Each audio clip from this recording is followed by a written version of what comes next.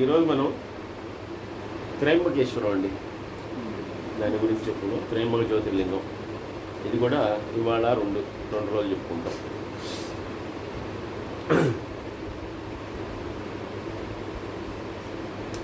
మీ అందరికీ తెలుసు గౌతమ మహర్షి అనేటటువంటి ఆయన ఒక ఆయన ఉండేవాడు.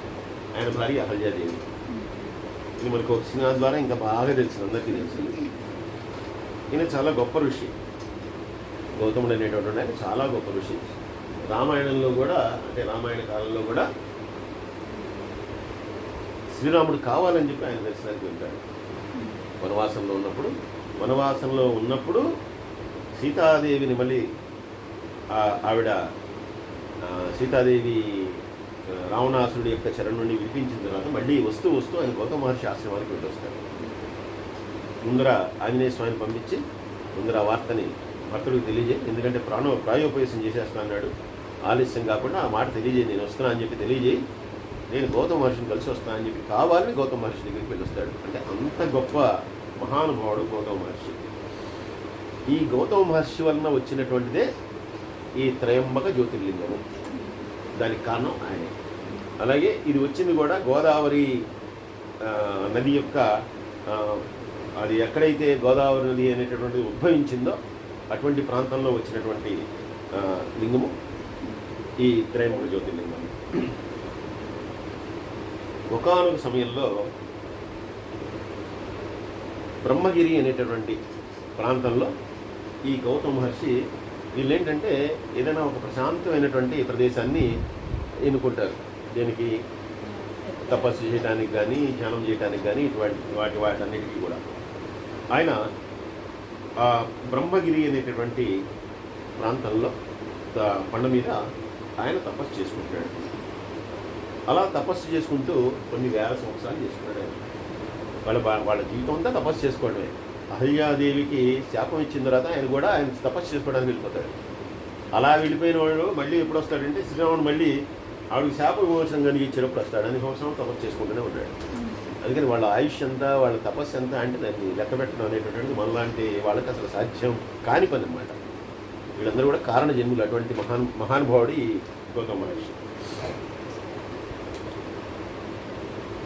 అయితే ఏ ప్రాంతంలో అయితే ఈయన తపస్సు చేసుకుంటూ ఉన్నాడో విచిత్రంగా ఆ ప్రాంతంలో భయంకరమైనటువంటి క్షామం వచ్చింది. లక్ష్మి గారు ఫోన్ చేస్తారండి. భయంకరమైనటువంటి క్షామం వచ్చింది అంటే కరువు.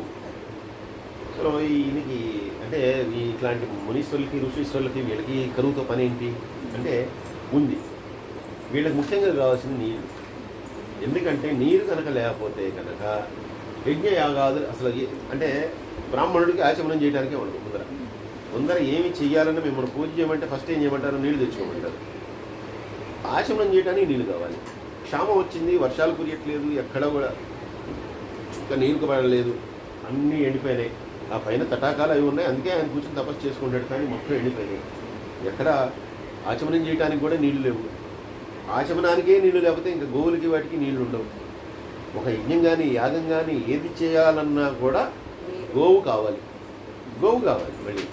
ఎందుకంటే ఆవు పాలు, ఆవు పెరుగు, ఆవు నెయ్యి, ఆవు పిడకలు, గోమయము, దాంతోనే మొత్తం అంతా అలికి శుభ్రం చేసి అక్కడే ఏర్పాటు చేసుకుంటారు. అందుకని ఏవీ జరగట్లేదు. దాంతో ఏంటిది అసలు ఇంత క్షామం ఎలా వచ్చింది ఇంత పవిత్రమైనటువంటి ప్రదేశంలో? అదేమో బ్రహ్మగిరి, దాని పేరే బ్రహ్మగిరి. అటువంటి ప్రదేశంలో ఎందుకు వచ్చిందా అని చెప్పి ఈయన అనుకుంటాడు. ఎప్పుడైతే ఈ క్షామం వచ్చిందో అంటే ఈ ఒక్క ప్రాంతంలో చుట్టుపక్కలంతా కూడా వచ్చింది. దాంతో ఈయన చేసుకుంటున్నాడు కదా తపస్సు అని చెప్పి బోల్డ్ మంది వచ్చారు. గౌతమ మహర్షి చేసుకుంటున్నాడు కదా అని చెప్పి బోల్డ్ మంది అక్కడికి తపస్సు చేసుకోవడానికి వాళ్ళు కూడా వచ్చారు. ఇప్పుడు వాళ్ళకి ఇబ్బందిగానే ఉంది, అందరికీ ఇబ్బందిగానే ఉంది. దూరంగా ఉన్న వాళ్ళు కూడా పరాను చోట ఈ మహేంద్రగిరి అనేటువంటి ప్రాంతంలో గౌతముడు తపస్సు చేస్తున్నాడు రా, ఆయన చేసుకుంటున్నాడు కాబట్టి బాగానే ఉంటుందని చెప్పి అక్కడికి వచ్చిన వాడు వాళ్ళకి పెద్ద నిరాశ ఎదురైంది. ఎందుకంటే ఆయన దగ్గర కూడా చుక్క నీరు లేదు, ఆయన దగ్గర కూడా పూర్తిగా క్షేమంగా ఉంది. దాంతో ఏమిటిది ఇలా అయిపోయింది స్వామి, ఏమిటి దీనికి కారణం ఏంటి అన్నాడు. వెంటనే ఈయన మామూలుగా అయితే కనుక అంత తపస్సు చేసుకుంటున్నాడు, వెంటనే కనుక కోపం వచ్చి కమండలోంచి నీళ్ళు ఉన్నా లేకపోయినా ఆ వరుణుడిని పిలిస్తే కనుక వెంటనే ఆయన గడగడ వచ్చి నుంచోవాలి. కానీ ఈయన అటువంటి ఋషి కాదు. ఏది పిలవగానే కోపాలు ఇచ్చి శాపాలు ఇచ్చే ఋషి కాదు. ఈయన ఏం చేశాడంటే ఆ వరుణదేవుడి కోసం ఒక 6 నెలల పాటు ఈయన ప్రార్థన చేశాడు.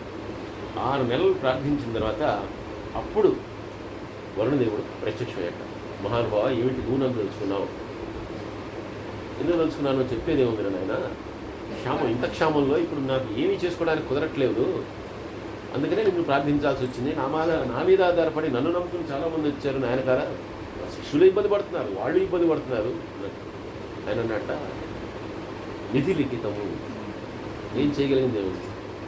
నాకు ఆర్డర్ ఇచ్చింది నా బాస్ ఎవడు? ఇంద్రుడు ఆర్డర్, ఈ ప్రాంతంలో క్షామం రావాలి, ఇన్ని సంవత్సరాలు ఉండాలి. అందుకని నేనేం చేస్తాను స్వామి, నేను ఆయన ఆధీనంలో ఉండేటటువంటి వాడు కదా, ఏదైనా సరే మా బిగ్ బాస్ చెప్పినట్టు వినాలి, విష్ణువు చెప్పినట్టు వినాలి, మళ్ళీ పెద్ద ఈ బాస్ చెప్పినట్టు వినాలి. అందువల్ల ఈ ప్రాంతం ఇదంతా కూడా జరుగుతుంది అంటే వాళ్ళ సంగతి బాగానే ఉంది. మరి ఎలా చేసుకోవాలంటే ఒక పని చేయండి, మీకు ప్రత్యేకంగా, ఎందుకంటే వీళ్ళేమి వేరే దానికోసం కాదు, పరోపకారం కోసం వీళ్ళు ఏం చేసినా కూడా. అందుకని మీరు పని చేయండి, ఒక గుంటని ఏర్పాటు చేసుకోండి, అక్షయమైనటువంటి నీటిని నేను ప్రసాదిస్తాను. ఎందుకంటే వరుణుడే మనకి నీళ్ళంతా ఇచ్చేవాడు. నేను అక్షయమైనటువంటి నీటిని ప్రసాదిస్తాను. ఆ గుంటలో మీరు తీసుకుంటూ ఉన్న కొద్దీ వస్తూనే ఉంటాయి. కాబట్టి మీకు దీనికేమీ ఆటంకం లేదు, ఇంతవరకు జరుగుతూ ఉంటుంది.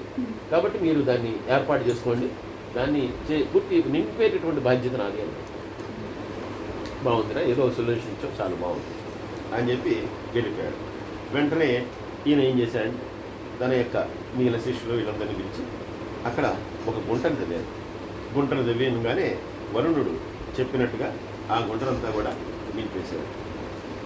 ఇప్పుడు దాంట్లో చక్కగా పుష్కలంగా నీళ్ళు ఉన్నాయి. ఆ నీళ్ళని వీళ్ళు వాళ్ళకి కావాల్సినటువంటి యజ్ఞయాగాదులు కానీ వీటన్నిటికీ వాడుకుంటూ ఉన్నారు. అలాగే క్షామము కూడా వచ్చింది కాబట్టి ఈ క్షామము తొందరగా పోవాలని, ఎందుకంటే క్షామము ఇవన్నీ ఎందుకు వస్తాయంటే దేవతలు ఎప్పుడైతే ఆగ్రహిస్తారో అప్పుడు వస్తాయి. కాబట్టి మళ్ళీ దేవతలు ప్రీతి చెందాలి. దేవతలు ప్రీతి చెందాలంటే వాళ్ళకి హవిస్సులు ఇవ్వాలి, వాళ్ళకి మళ్ళీ ఏదైనా ఇచ్చేస్తే కనుక వాళ్ళని ప్రీతిపాత్రం చేసుకుంటే కనుక అవన్నీ వస్తాయి. అందుకని దానికోసం కూడా ఆయన ఒక పెద్ద హోమాన్ని దాన్ని మొదలుపెట్టి, సరే ఇప్పుడు నీళ్లు ఉన్నాయి కాబట్టి మేళ మొదలుపెట్టాడు. ఎప్పుడైతే ఈయన దగ్గరికి నీళ్లు వచ్చాయి అని చెప్పి కొంచెం తెలిసిందో, ఈయన చుట్టాలు గిట్టాలు మొత్తం అందరూ వచ్చారు. ఎందుకంటే వాళ్ళందరూ ఇబ్బంది పడుతున్నారు కదా, వాళ్ళందరూ వచ్చారు. చెంబు బిందె అన్నీ సర్దుకుని, వాళ్ళు మూటా ముల్లే సర్దుకుని వాళ్ళందరూ కూడా వచ్చేసారు. వచ్చిన తర్వాత ఇప్పుడు ఈయన ఉన్నటువంటి ప్రాంతం అంతా కూడా అంతవరకు ఏదో 100 మంది శిష్యులు ఉంటే ఇప్పుడు 1000 మంది అయ్యారు. సరే ఈయన ఏం చేశాడంటే అక్కడ కష్టపడి ఈయనే, మరి ఎంతమంది వచ్చారు, మరి వచ్చిన వాళ్ళకి భోజనం పెట్టాలి కదా, అది వాళ్ళ గొప్పతనం. వచ్చినటువంటి వాడిని అలా కూర్చోబెట్టుకోడు, ఖాళీ గడితో కూర్చోబెట్టుకోకూడదు. అందుకని ఈయన ఏం చేశాడంటే చక్కగా ఆయన చేతులతో ఆయనే చక్కగా అక్కడ అంతా కూడా ధాన్యం వేశాడు. ధాన్యం వేస్తే కనుక అవన్నీ మొలకలు వచ్చినాయి. ఇక్కడ అక్షయమైనటువంటి నీరు ఉంది, వేసి చక్కగా అక్కడ అందరికీ కూడా ధాన్యం ద్వారా రోజు కూడా ఆ ధాన్యం వచ్చింది. వచ్చిన తర్వాత వీళ్ళు భోజనం చేస్తున్నారు. ఏదైనా అందరికీ కూడా ఎటువంటి ఇబ్బంది లేకుండా ఉంది. కావాల్సినంత ధాన్యం ఉంది, ఆవులు గేదెలు వీటన్నిటికీ కూడా కావాల్సినటువంటి పశుగ్రాసం ఉంది, అవి చక్కగా పాలిస్తున్నాయి. అలాగే కావాల్సినటువంటి నీళ్లున్నాయి. అంతా కూడా బాగానే ఉంది, అంతా కూడా సక్రమంగా జరుగుతుంది, బాగానే ఉంది, అందరూ కూడా హాయిగా ఉన్నారు. కానీ మనిషి ఎంత దుర్మార్గుడు, దుష్టుడు, నీచుడో దాన్ని చెప్పడానికి మనకి చాలదన్నమాట, లెక్క చాలదు. ఈయన కోసం వచ్చినటువంటి వాళ్ళు ఎవరైతే ఇప్పటిదాకా తినడానికి తిండి లేక, తాగడానికి నీళ్లు లేక ఇబ్బంది పడ్డారో వాళ్ళందరూ ఇక్కడ ఉన్నాయని చెప్పి వాళ్ళందరూ వచ్చారు. ఇప్పుడు వచ్చిన తర్వాత వాళ్ళందరూ కూడా అయ్యో మహానుభావుడు, ఆయన చేతిలో స్వయంగా ధాన్యం నాటి ఇక్కడ మనందరి కోసం ఇవన్నీ చేశాడురా, ఇంత గొప్ప మేలు చేశాడు అని చెప్పి ఆయన్ని కీర్తించినా తప్పులేదు, భజన చేసినా తప్పులేదు, ఆయన నెత్తిన పెట్టుకుని ఊరేగినా తప్పులేదు. కానీ ఈ చుట్టాలందరికీ వచ్చినటువంటి బంధువులు అని చెప్పుకునేటువంటి వాళ్ళందరికీ ఏమైనా వచ్చిందంటే, చూసావా వీడికి అంత అహంకారం, ఈయన పర్వాలేదురా కొంతైనా, వాళ్ళ ఆవిడని చూడు, అబ్బో లోపల బిందెలు నీళ్ళు పెట్టేసుకుంటుంది, వాడికి ఒక చుక్కేవదు అని చెప్పి వీళ్ళు అహల్యాదేవి గురించి మాట్లాడుకోవటం, నిందించుకోవటం, ఇవన్నీ చేయడం మొదలుపెట్టారు. సరే ఒకానొక రోజు ఏమైందంటే ఆయన కార్యక్రమం చేసుకోవాలి, అంటే దేవతార్చన చేసుకోవాలంటే ముందర నీళ్లు కావాలి కదా. అందుకని చెప్పి ఆయన కోసం అని చెప్పి ఒక కుండలో నీళ్లు తీసుకొద్దామని చెప్పి హరియాదేవి వెళ్ళి ఏ గుంటనైతే అక్కడ తగ్గారో అక్కడ నీళ్లు తీసుకురావడానికి వెళ్ళింది. అప్పటికే అక్కడ ఈ వచ్చినటువంటి చుట్టాల్లో కొంతమంది కూడా అక్కడ ఉన్నారు. ఉండగానే ఈవిడ ఎక్కడ వెళ్ళి, అమ్మ ముందే నన్ను తీసుకొని మేము ఉన్నాము, ఆయన దేవతార్చన చేయాలి, ఆయన నీళ్ళు కావాలి. ఎవరి వల్ల వచ్చింది, ఎవరిచ్చింది? వాళ్ళు వెంటనే అన్నట్ట, ఇందాక నుంచి వాళ్ళు ఉన్నావు, నువ్వు ఇప్పుడే కదా వచ్చింది, కాసేపు ఆగు, లైన్లో ఉండు, నీ అవకాశం వచ్చినప్పుడు నువ్వు తీసుకో, ఇప్పుడే నువ్వు తీసుకోవాలి అన్నట్టు. అయ్యో అలా కాదు, ఆయన దేవతార్చన కోసం వెళ్ళాలి, ఆలస్యం అయిపోతే మళ్ళీ ఇబ్బంది, అందుకని ముందర నన్ను తీసుకొని అని చెప్పి ఈవిడ తీసుకుంటారు. తీసుకునేసరికి వాళ్ళందరూ, చూసావా ఎంత పొగరో, ఎంతైనా వాళ్ళు తవ్వించింది కదా, అది తీసుకుపోయింది, ఎవరు తవ్విస్తే మాత్రం ఏంటి, అందరూ వాడుకోవాల్సిందే కదా, అయినా ఇక్కడ మనందరం ఎప్పుడో వచ్చాము, గంట క్రితం వచ్చాము, ఆమె ఇప్పుడు వచ్చిందేమో తీసుకెళ్ళిపోయింది అని చెప్పి వీళ్ళందరూ వీళ్ళ అక్కసంతా కూడా వీళ్ళ భర్తల దగ్గర చెప్పారు. భర్తల దగ్గర చెప్పేసరికి వాళ్ళు కూడా వ్యతిరేకంగా వీళ్ళ భార్యల మాటలు విని, నిజమే మేము కూడా చూస్తూనే ఉన్నాం చాలా రోజుల నుంచి, ఆవిడ ఎప్పుడు వచ్చినా సరే వస్తుంది, తక్కువ అని చెప్పి బిన్ను పట్టుకుపోతుంది, అంతేకాదు వాళ్ళ ఇంట్లోనే ఎప్పుడు 2 కొండల నిండా నీళ్ళు ఉంటాయి, మన ఇంట్లో గ్లాసులో ఉండవు అని చెప్పి వీళ్ళందరూ లెక్కేసుకుని లేనివి పోనివి వాళ్ళ మీద మాట్లాడుకుని ఏం చేద్దాం రా. ఇప్పుడు ఆయనకి ఎగనెస్ట్ ఇది, ఆయన మీద ఆధారపడి జీవించడానికి ఏ దిక్కు లేక వచ్చినటువంటి వాళ్ళందరూ కూడా ఇప్పుడు ఆయనకి వ్యతిరేకంగా ఏదైనా చేద్దామా అని చెప్పి ఆలోచనలో మీటింగ్ పెట్టుకున్నారు. మీటింగ్ పెట్టుకుని వాళ్ళందరూ ఏం చేశారంటే, వీళ్ళు మరి ఆయనంత గొప్ప మునీశ్వరులు కాబట్టి వీళ్ళు కూడా మంత్రం తంత్రం అన్నీ వచ్చినటువంటి వాళ్ళే. వీళ్ళు అనుకున్నారు మనం కూడా ధ్యానం చేస్తాం, ఎవరిని, విఘ్నేశ్వరుని పిలుద్దాం, వస్తాడు, వచ్చినప్పుడు మనం కోరుకుందాం రా ఆయన అని చెప్పి వీళ్ళు కూడా ఏం చేశారంటే విఘ్నేశ్వరుని ఆరాధించడం మొదలుపెట్టారు. సరే ఆయనేమి గౌతమ మహర్షి కనుక్కోవడం, నువ్వేం చేస్తున్నావు, నువ్వేమన్నా ఆరాధిస్తావు ఆయన కనుక్కోవడం. సరే వీళ్ళ పూజలు వీళ్ళు చేసుకున్నారు, వీళ్ళ భక్తిలో వీళ్ళు ఉన్నారు. సరే ఈ రకంగా వీళ్ళ ఆరాధనకి మించినటువంటి విఘ్నేశ్వరుడు ప్రత్యక్షమయ్యాడు. ఏమిట్రా నాయన, ఎందుకోసం మీరు ఇవన్నీ చేస్తున్నారని చెప్పి ప్రత్యక్షం అవుతాయి. వాళ్ళని అర్థం, ఏమండి మాకు ఆ గౌతముడితో చాలా ఇబ్బందిగా ఉంది, వాళ్ళ ఆవిడతో ఇంకా ఇబ్బందిగా ఉంది, వాళ్ళిద్దరినీ మేము ఆశ్రమం నుంచి తరిమేయాలి, ఇక్కడ ఉండకూడదు వాళ్ళు, దానికి ఏదైనా ఉపాయం చెప్పండి, అటువంటి అనుగ్రహాన్ని మాకు ఇవ్వండి అనగానే ఆయన అన్నట్ట, అదేం పోయే కావాలరా, మంచివాడు, ఆయన వల్లే కదా మీ అందరూ వచ్చారు, అటువంటి వరాన్ని నేను ఇవ్వలేదు మీకు, ఇంకేదైనా కోరుకోండి కానీ, ఎందుకంటే మీకు మేలు చేసినటువంటి వాడికి కీడెలా చేస్తారు, అయినా మీరు ఇంత చేసినా ఆయన కీడు చేయడు, మీకు చాలా మంచివాడు, అటువంటి వాడికి మీరు ఎలా హాని చేయాలనిపిస్తుంది, ఆయన ఎందుకు తరివేయటం, ఆయన ఏదో ఆయన పనిలో ఆయన ఉన్నాడు అంతే కదా.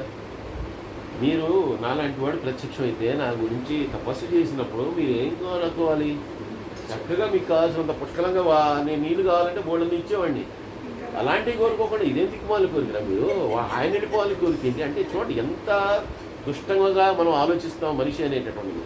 అంటే వాళ్ళు అన్నట్ట, మాకు ఇప్పుడు మీరు ఒక పెద్ద నరిచినా మాకు గౌతముడు ఉండకూడదు, ఇంకంతకంటే దుర్మార్గం ఏముంది అని, కాబట్టి మాకు అటువంటిదే కావాలి, ఏ రకంగా అయినా సరే మీరు ఏది అడిగితే అది ఇవ్వగలరు, మేమేం ఆయన చంపేమని మేము కొనక, ఆయన ఈ ఆశ్రమంలో ఉండకూడదు, ఇక్కడి నుంచి మేము తిరవేయాలి, దానికి తగ్గట్టుగా ఏదైనా మీరు చేయాలి, ఇది నిశ్చయం, అంతేగాని మీరు మాకు నీళ్ళు ఇవ్వద్దు, నదులు ఇవ్వద్దు, ఏమో ఇక్కడ ఎంత బాగానే ఉంది, మాకు బాగానే ఉంది, ఇక్కడ మేము ఉండిపోతాం, ఆయన వెళ్ళిపోతాం ఇక్కడ నుంచి, ఇంకా చేయగలిగింది కనుక సరే. అంటే మన బుద్ధి అనేటువంటిది భ్రష్టు పట్టినప్పుడు మనకు ఎటువంటి దుర్మార్గపు ఆలోచనలే వస్తాయి. ఆయన అన్నట్ట, సరే వరం నేనే ఇచ్చాను కదా, చచ్చినట్టు మీ కోరిక నేనే తీర్చాలి, ఇప్పుడు సరే తీరుస్తాను పోండి, గౌతముడు ఇక్కడి నుంచి వెళ్ళిపోతాడు, అంటే వెళ్ళేలాగా స్థితి నేను కల్పిస్తాను, ఇక ఎలా కొట్టుకోవాలో మీరు వెళ్ళగొట్టుకోండి, ఆ పాప నాయన అని చెప్పాట. చెప్పిన తర్వాత వాళ్ళందరూ ఓకే, ఇప్పుడు వాళ్ళందరూ హ్యాపీ, విఘ్నేశ్వరుడు కూడా దర్శనం ఇలా చేశారు కాబట్టి. ఎక్కడైతే ఈయన ధాన్యం అన్నీ కూడా నాటాడో అక్కడ ఒక దుర్బలమైనటువంటి ఆవు రూపంలో ఒక గోవులాగా ఈ విఘ్నేశ్వరుడు అక్కడికి వెళ్ళి ఒక గోవులాగా అక్కడ తినటం మొదలుపెట్టాడు. ఇది ఆ వరిధాన్యాన్ని.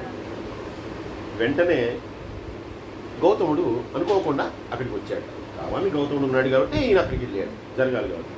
వెంటనే ఆయన